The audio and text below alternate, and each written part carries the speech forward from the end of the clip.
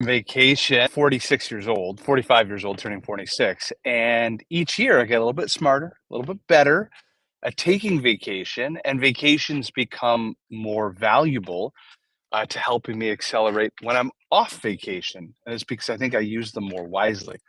So, what I thought I would do is talk to you about three things that I intentionally documented during this 1 week vacation to help you think about how you can incorporate this into your next vacation that might happen. I don't know, first week of August, or maybe it's the Labor Day weekend. But as an entrepreneur, listen, I've been an entrepreneur for 15 plus years.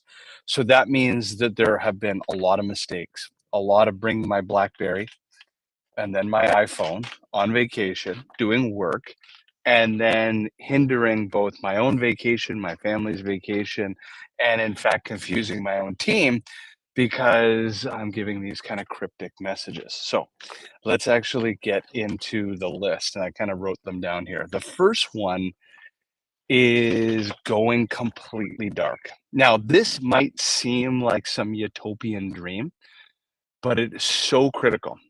I had a friend who wrote his PhD thesis on this.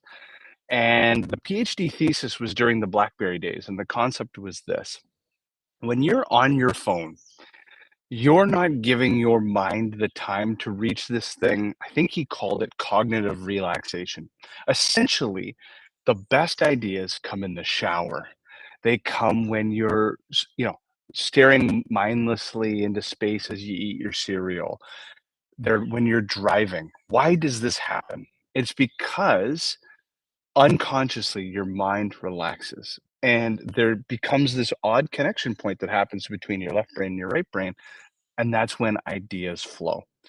So the concept is, if you do not put your computer and your BlackBerry, iPhone, into a drawer, then you do not allow those receptors to connect. And you won't actually ever get relaxed. And what you'll notice, and I imagine if you interviewed hotel staff at five-star resorts in the Caribbean countries, they would say, when people come to the front gate on day one from North America, they look all crazy and disheveled and from their flight and their kids. But then you meet them in the lobby 3 days later and they're sauntering through the lobby so relaxed. And why is that? Because for the most part, they've gone dark, they've had that time to relax, and all of a sudden they can get mode that is the creative side to what the vacation's supposed to be about. I've talked about this many times. There's grind times and mind times. And the whole purpose of that 1 week vacation is for you to unlock 3 months, 6 months, 1 year's worth of ideas in a period of 1 week. So the step number one is cognitive relaxation. That means computer and phone go in a drawer. It'll take a couple days. You'll have that anxious moment or anxious moments, and then you'll be relaxed enough for step number two to happen. Step number two is inevitably going to happen where you probably do check your phone and computer, and I did. I caught myself do it. And guess what? We ended up losing a customer during the break. And over the past years, I would have four-alarm fire, everybody come in. We got to talk about it. What are we doing with our customers? But I'm old enough to realize that that's a lagging indicator to a process breakdown. So we lost a customer because of things we did a month or two ago. And a lot of times it's death by a thousand cuts, and then a customer will leave. So instead of panicking, I thought to myself, I've got to remember from all the podcasts and books I've read about founders who the only way that they ever scaled their business was going on vacation and pressure checking their processes.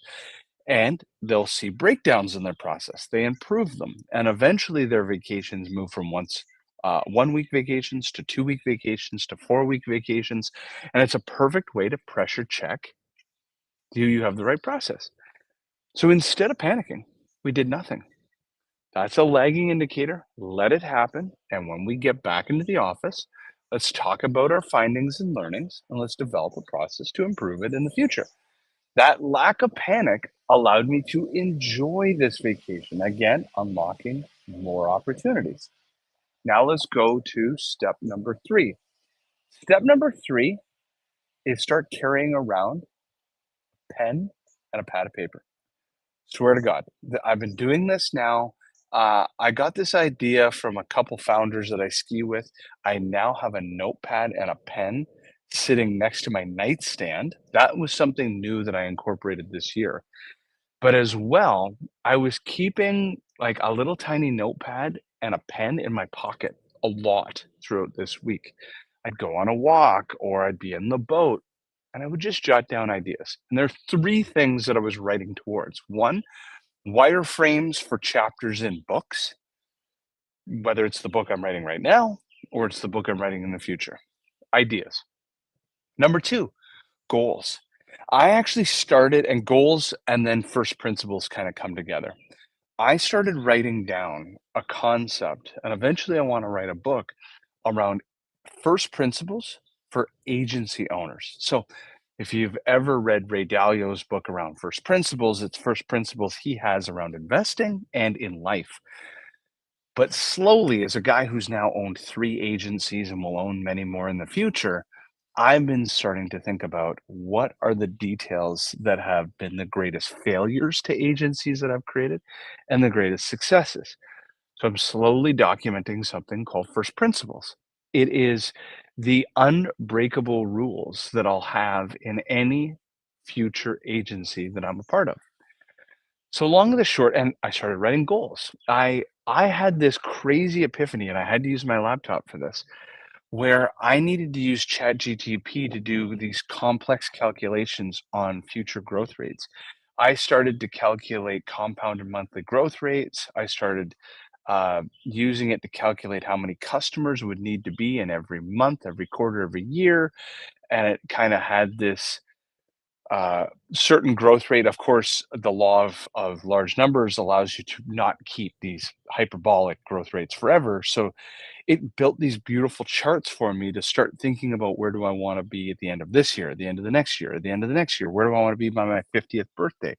So these are all incredible things that happen on vacation if you follow these three steps. Step number one is you have to go completely dark to allow the synapses in your brain to go in what's called cognitive relaxation. It will take a few days, but when that happens, ideas will flow. When the ideas flow, that is the perfect opportunity for something to go wrong in your business, and it will. But for the first time ever, you're not going to throw a four-alarm fire. You're going to realize they were problems you had from the past. The lagging indicator hit you. That problem is hitting right now. Allow your team to solve it. Allow the problem to happen so that you can develop a stronger process when you get back rather than you try to firefight it and never actually solve the problem in a process. And then number three, write. Take a moment to write down goals, ideas, principles, whatever. So I hope you found this valuable and great to be back and looking forward to putting out more content.